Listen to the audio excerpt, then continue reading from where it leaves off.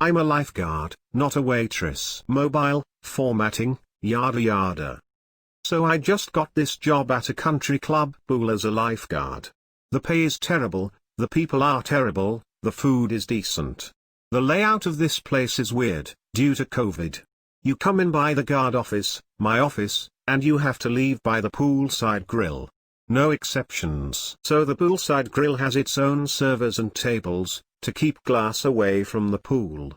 Not that anyone ever listens to that rule. The servers wear pink collared tops and black shorts or skirts. I said country club, not classy country club.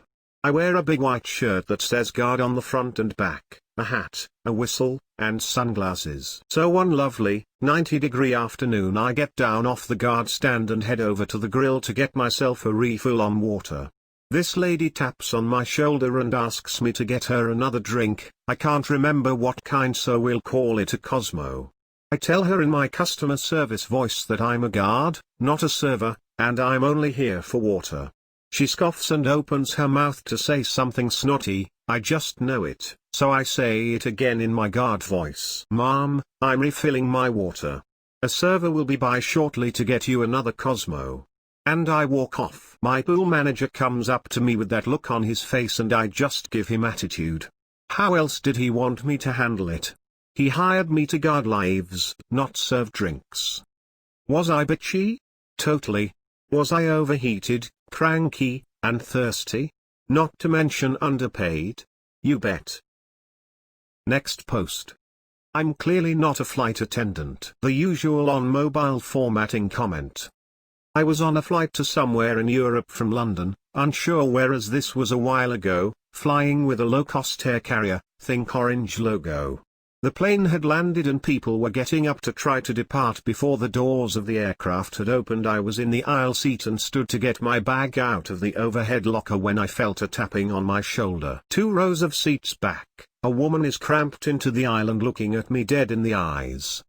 Can I use the bathroom while the plane is on the ground? I tell her I don't know and that maybe she could wait until she gets in the airport. I obviously am not an air host and I don't really look like someone who could answer her question. Next post.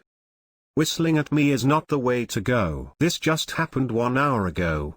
I'm wearing a white hoodie, black pants and Nike trainers, as well as clearly visible headphones and a snapback hat. In no way do I look like I work well anywhere really. So I'm essentially having one of those days. I hate everyone and everything and just want to be left alone. However, I had to do a little bit of shopping, so I went down to my local supermarket to pick up a few items.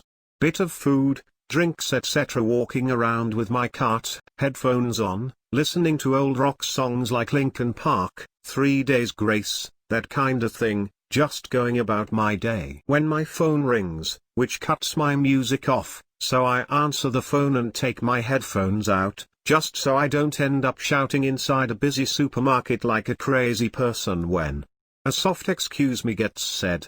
So I push the cart and myself a few steps forward, still talking on the phone. Excuse me. A little louder this time. I quick glance back and move to the opposite side of the aisle, completely out of the way. I said excuse me. Now answer me and help me. This woman bellowed. I looked at the lady and showed her my phone and said, I don't work here, go bother someone else. She just stands there, tapping her foot, looking at her watch. I look at her, shaking my head, clearly getting annoyed with her constantly tapping her foot, sighing, mumbling under her breath. I lower my phone and ask her, can you leave me alone? I just said I don't work here.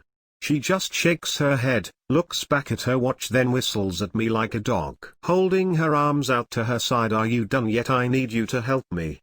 I just ignore her, then she whistles again. So I lashed out. Listen here, love, I'm not a fucking dog, so don't whistle at me like one. She looks at me in shock and horror, then slaps my phone out of my hand and walks off. I shake my head as she goes away, picking up my phone and then yell at her excuse me and whistle at her as she turns the corner. I had a good laugh with my friend on the other end of the phone after that. It cheered me up and has currently got me through the last hour of my day so far and will keep me going. Also, upon remembering my last 2 stories, I realize my phone seems to attract crazy people and tends to get hit out of my hand. Next post. I don't work here. Quit following me. So glad I found this subreddit, because I've been wanting to tell this story for quite a while. I'm on mobile. Forgive me. This story takes place about 6 years ago. I was 12 at the time, and was shopping with my mom, dad and younger sister at the grocery store. As a kid, I really liked pushing shopping carts, so when my mom asked me to take the cart to put things that my younger sister had thrown in the cart without anyone seeing, I was so excited. I was walking by myself towards the pharmacy, since my sister had added some medicine that we did not need, and that is where the story takes place. I'm putting away the cough medicine, the body lotion and all sorts of medical supplies when I feel a tap on my shoulder. Turning around, I see an older man, looked to be in his 30s, and was quite plump. Where can I find the blank? I don't remember what he asked for since I was too young to even know what he said. My apologies. I looked at him for a second, wondering if I should answer him since I was taught not to talk to strangers. Going against my mother's teachings, I answered, "Sorry, I don't work here." I told him and walked away. I continued putting things away until I heard footsteps behind me again. Quit lying. Where is the blank? He was getting closer to my face when talking, which scared me a bit. I don't work here. I tried walking away again, but he stopped my shopping cart. Yes you do. You're literally stocking shelves in front of me, you look like every other brown person working here, just tell me where the blank is. He was visibly getting frustrated, which I guess is understandable if I were an actual working, but I wasn't. Where I live, there's a pretty big population of Filipino people, and my mother herself is Filipino.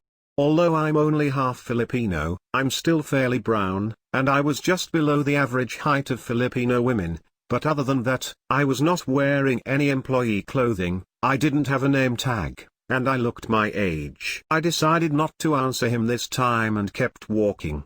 I guess he thought I was the only employee working there, because he would not stop following me. I gave up on putting the stuff away because I was getting scared, and I was focused on finding my parents.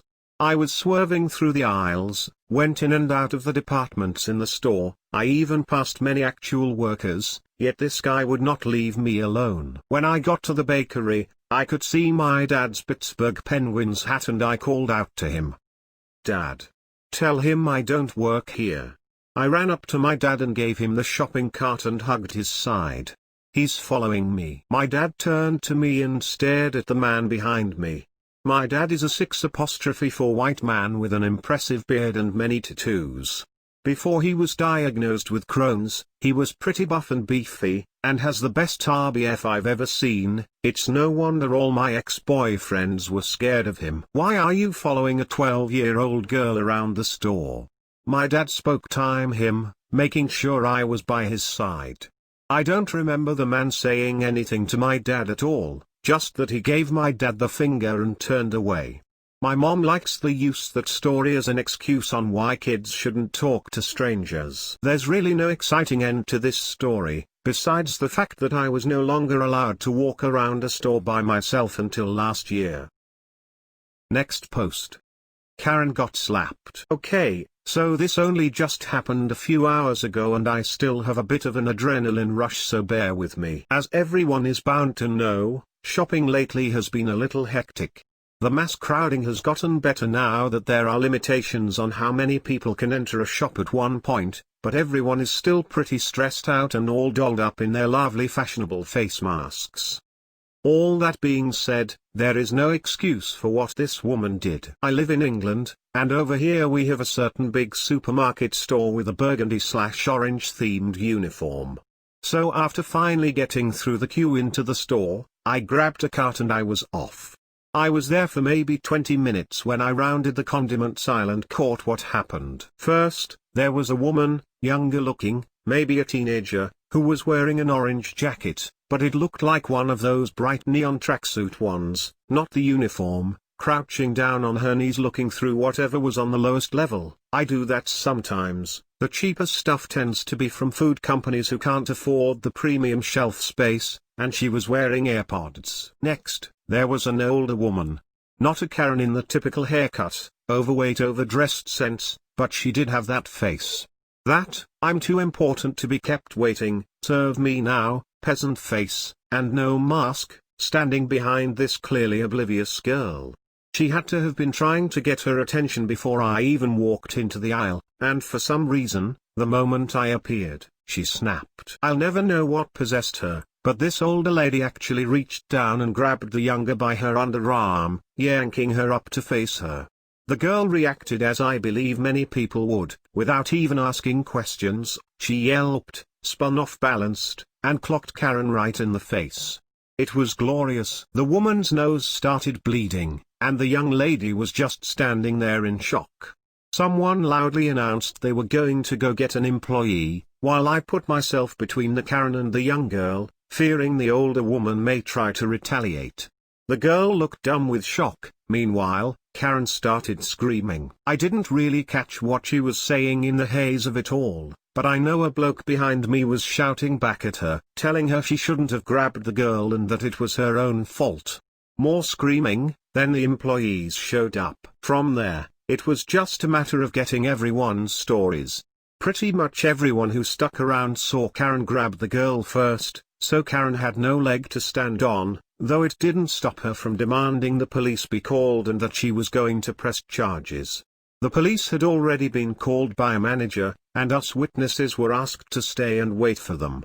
Some couldn't, as they were with their families and such, but I, having nothing better to do, stuck around. At this point, the girl had calmed down, and was just kind of standing there silently while the woman continues to scream about pressing charges, and suing and fired, while the manager just kept on repeating things like, "She doesn't work here, ma'am, please calm down, ma'am." The police questioning was actually pretty fast, if boring.